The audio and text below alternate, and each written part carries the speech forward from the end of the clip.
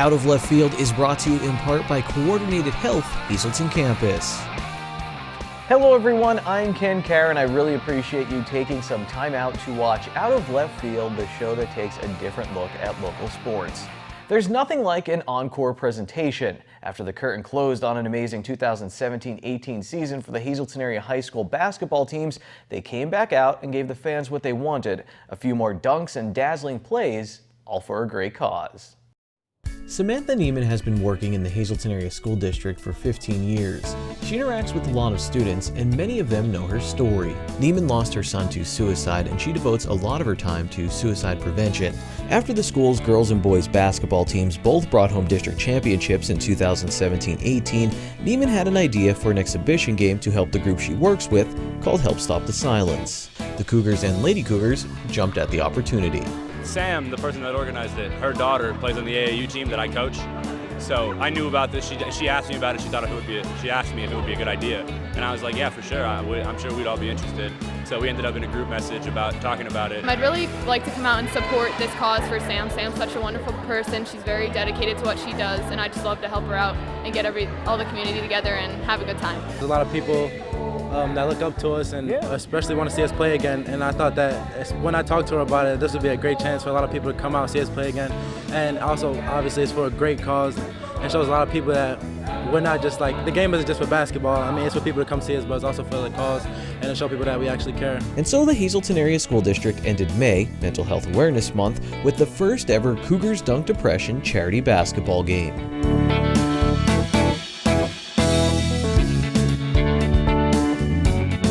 During the long, cold winter of 2017-18 in the Hazleton area, the Cougar basketball team kept everyone warm with their red-hot play.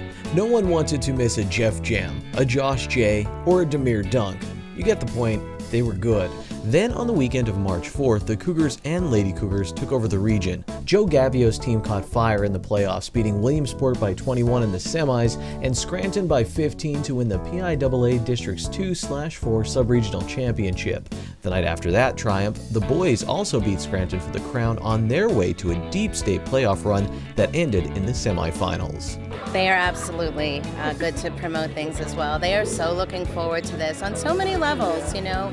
And from my perspective, you know, to reach out to kids like this who they're leaders, and that's why this could be such a great impact on our other students, because they look up to these leaders, and for these students to be willing and also have, you know, a personal passion, maybe for lack of better words, to be willing to come forward, stand up about this, and yet have such a great time while doing it. It's just, I think it's great. It speaks volumes of them.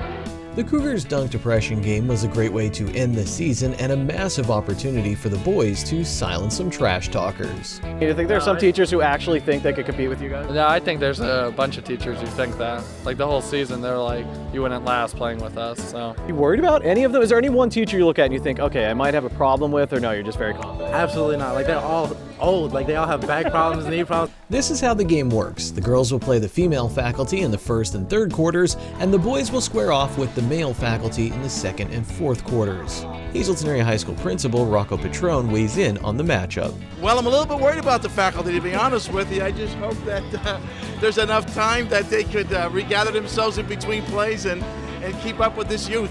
In the crowd, many students were dressed in green, the color for mental health awareness. It's a problem in our society today, so I think the awareness really helps. It's everything we can do to prevent it. Is it a good way to do something fun like this, maybe, to make it a little more lighthearted so it's not serious? Yes, of course. It's a fun time for everyone. All three cheerleading squads at the Hazleton Area High School were also represented.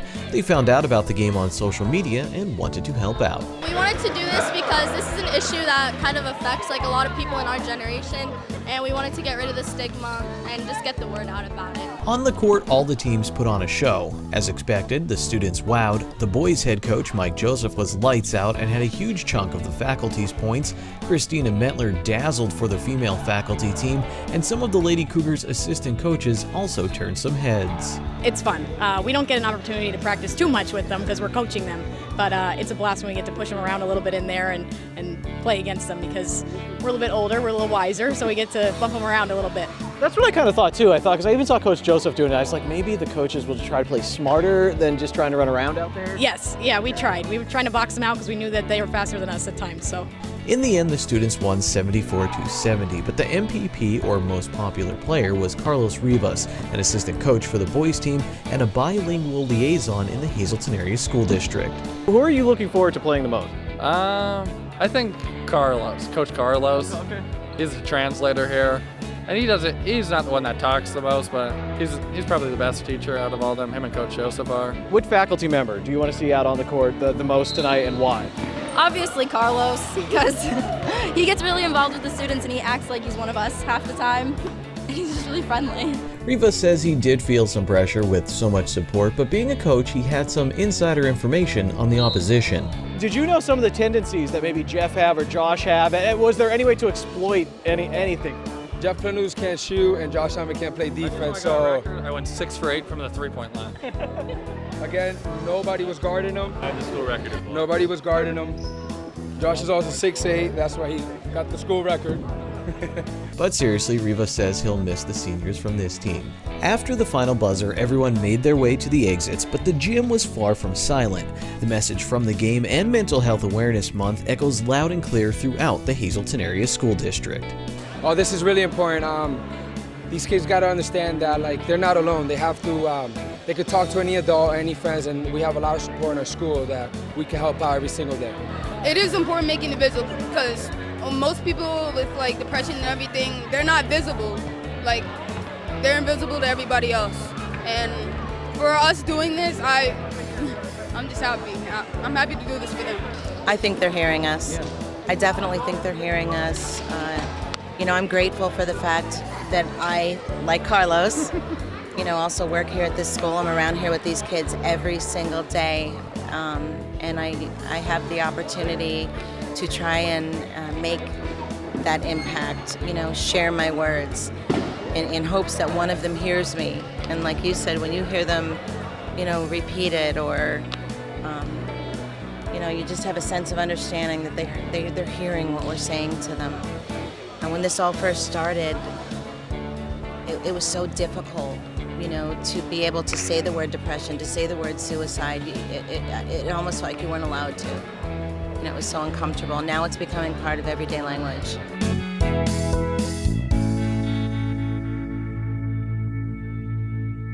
Get a bowl or a cone of ice cream ready for our next story with a state champion swimmer after this break.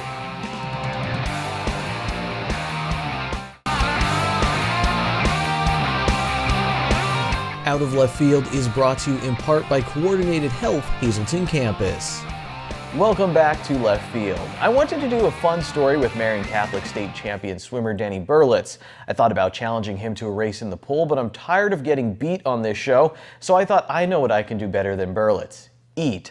Turns out he has me beat there too. The difference is he's a high-level athlete who trains all the time, and I'm a reporter who spends a lot of time at my desk. Let's roll the story while I rethink some of my life choices.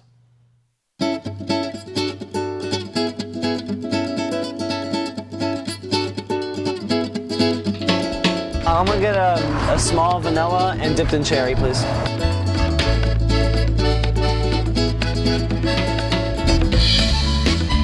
Said, is there things you can't eat? I mean, when you are training in that, but you said no. No, I really eat anything. I'm kind of like a special breed. I mean, some people only eat select things and they eat healthy, but I'm like, whatever. I mean, is that what the swimmer's life is like? Basically, you're always starving. Yeah, I always eat no matter what. Any time of day, I'm always hungry. And the thing is, it's awesome to say for me. It also hurts some other people. I literally don't gain weight. I stay the same.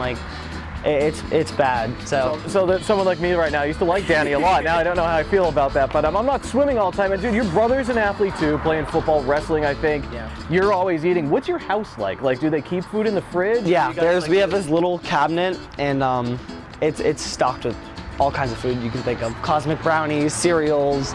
Oh my! If there's anything you want in there, you can go in there. And then obviously in the fridge we have our cold legs.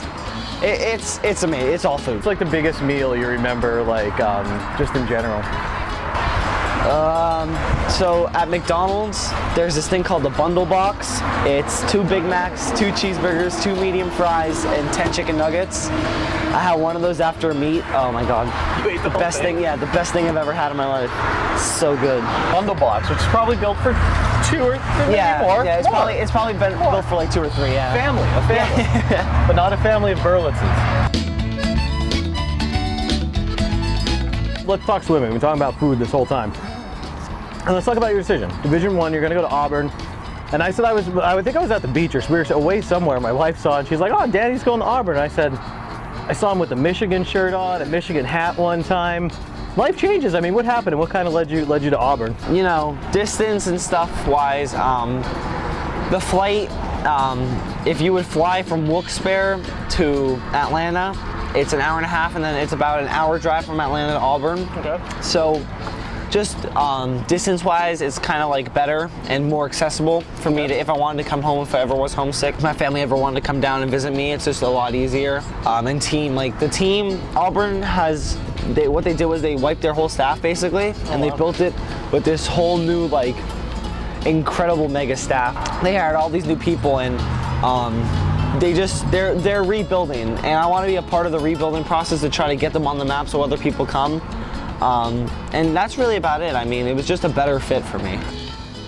Was this process, I ask athletes this a lot, but was it stressful? I mean, or was it really was like it was a tough thing to go through? Yeah. What did you learn from it?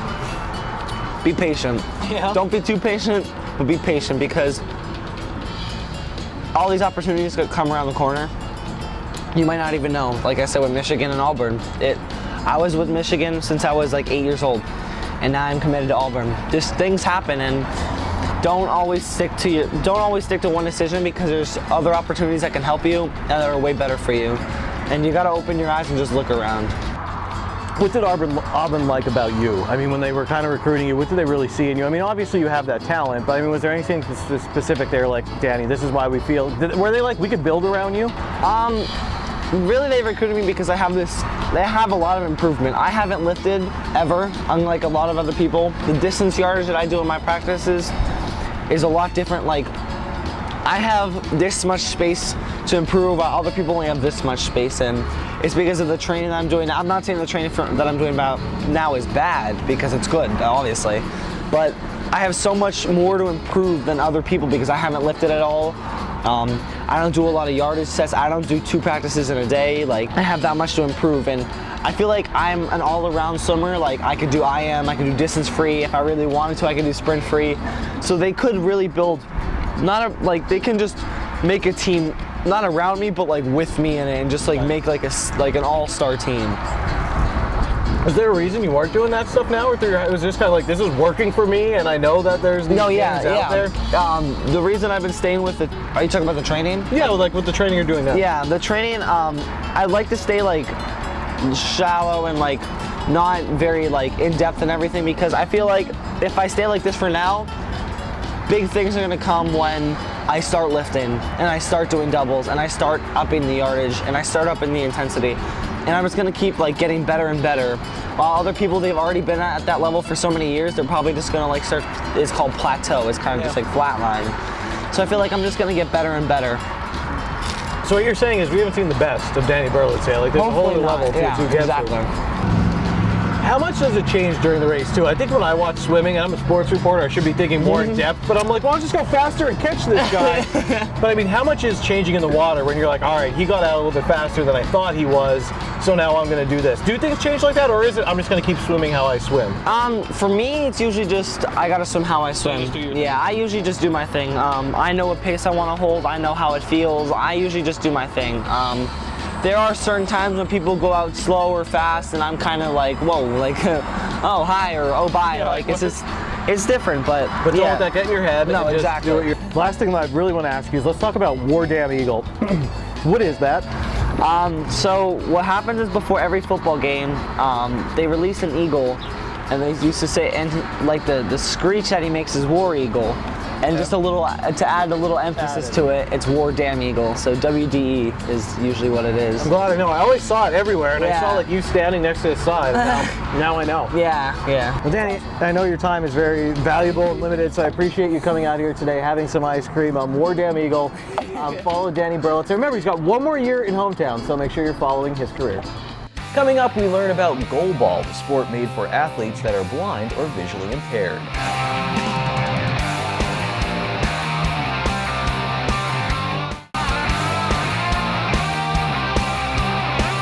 Out of Left Field is brought to you in part by Coordinated Health Hazleton Campus. Thanks for coming back for more Out of Left Field. In Season 4, we went to a bowling tournament with the clients for Community Services for Sight. We learned how several sports are adapted for those that are visually impaired or blind. Just a few months after that, many of the same kids were on the court playing a sport made just for them called goalball. So goalball is a blind sport that it's kind of hard to describe at first, especially for someone who's never seen it. Some of you are, right now, you're either on left wing, center wing, or right wing. And as you can either feel with your hands or your feet, there's a piece of string with a piece of tape over it, so that helps you know where you are. Okay, so what's gonna happen now is we're gonna practice blocking the ball. But I kind of describe it as a mixture of like soccer, dodgeball, bowling type deal. And it's your job to listen for where the ball is and to figure out where you need to dive on which side to block the ball. But I mean, this is how you spread it. It's little things like this to get the kids, especially at a younger age. Somebody like Ella, who's only like 11, if she can start getting into it now, by the time she's older, she could be trying out for the women's Paralympic team if it's something she really is passionate about.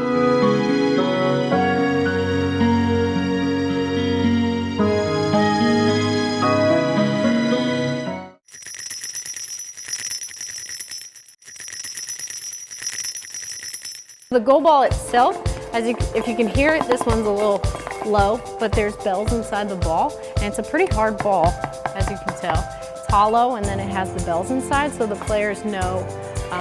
Obviously, it's all about a game of listening, since everyone is wearing eye shades, and the crowd is completely silent during play, so players aren't affected.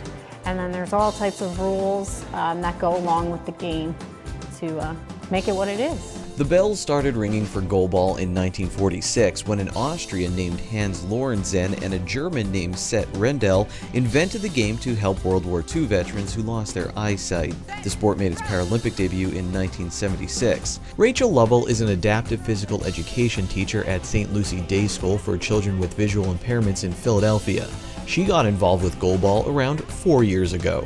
On a national sports team, like at the adult level, you are allowed to have one person who is sighted, but then your other players all have to have some sort of visual impairment.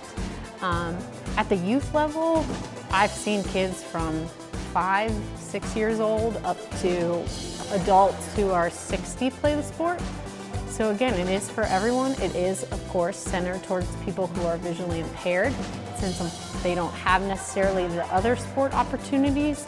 So, but again, it's great to spread the awareness to everyone and get anyone who's willing to become more involved and start more teams. Lovell admits that she's not the best at the sport, but says she's a good coach. She's also a certified referee with the United States Association for Blind Athletes. Lovell might miss the ball a few times while she's actually playing the game, but she never misses a chance to promote the sport. Here she's teaching kids involved with Community Services for Sight in the Hazleton area. I was so shocked. I know a couple have played a little bit before, but it's so good. A couple of the kids that are athletes, you can tell that they pick it up a little bit quicker. It is a hard sport to learn just because it is so physical, and it's tough because you are blindfolded and you just have to trust your hearing and your sense of your own body awareness.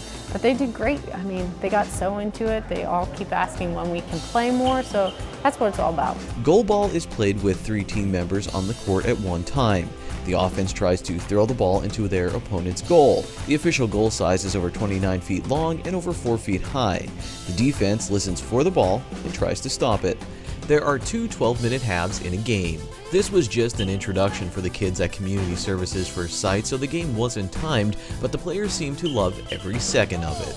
Unfortunately, these kids don't have these opportunities every day in their schools because of their visual impairments, so these are the times that they can get out with others who share the same kind of impairment that they do, and they can feel like a sense of belonging, which is so important. We caught up with a few of Community Services for Sight's goalball players a few months after this event.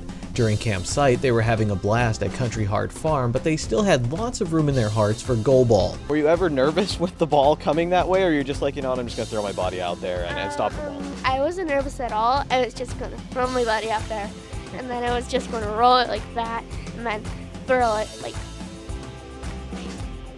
that. What did you like about it the most? What was the most fun? Probably rolling the ball. How many goals did you have? 3 or 4. What was the most challenging part of it? Definitely blocking it. How did you adapt to that? I mean, just throwing your body around. Did it take a while to get comfortable with being like, all right, I'm just going to dive?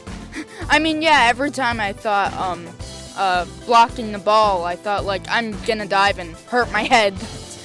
I'm going to hurt my head. I'm going to bang it on the floor. I'm going to walk away with a head injury. But no, it was okay, like you kind of found a safe way to do it? Yeah, except I was kind of like slowly doing it. But then I got used to diving. And I'm like, okay, this is no big deal. They're serious about the sport and confident. Do you think you could beat Rachel ever? If you keep practicing, like 4 or 5 years from now, do you think you could beat Rachel? I think so. You think so? Yeah. Lori Lassant is the CEO and president of Community Services for Sight, and she helped put together this goalball training session. I have to say I'm so proud of all of them for even trying, because to say, okay, you have a little sight, but now I'm going to make you totally blind with this blindfold, trust me. That's hard to do, because I don't know if I would be open and willing to that, to put it on and just try something I never did before. And by the way, dive around a little bit. We're going to roll this ball at you. Exactly. So, you know, it's a heavy ball. It's a big, heavy ball. So, yeah, they were really good sports about it, and some have asked us to do it again. And so we'll give it another go around with it and see how we do. And maybe if we have enough interest, we can form a team, and who knows, we'll have a traveling goalball team. During this first practice session, the goal was for everyone to have a ball. They did, and now many of Community Services for Sight's clients want more of the sport that was made just for them. Most sports aren't usually made for blind and visually impaired people. They're just made for people with sight, and blind and visually impaired people can't really play. So I just think this gives them an opportunity to be part of something. Go! I hope all of you enjoyed the show, and if you missed some past episodes, like that one at the bowling tournament with Community Services for Sight, check out the Samsung Productions app or ssptv.com. Till next time, take it easy, everyone.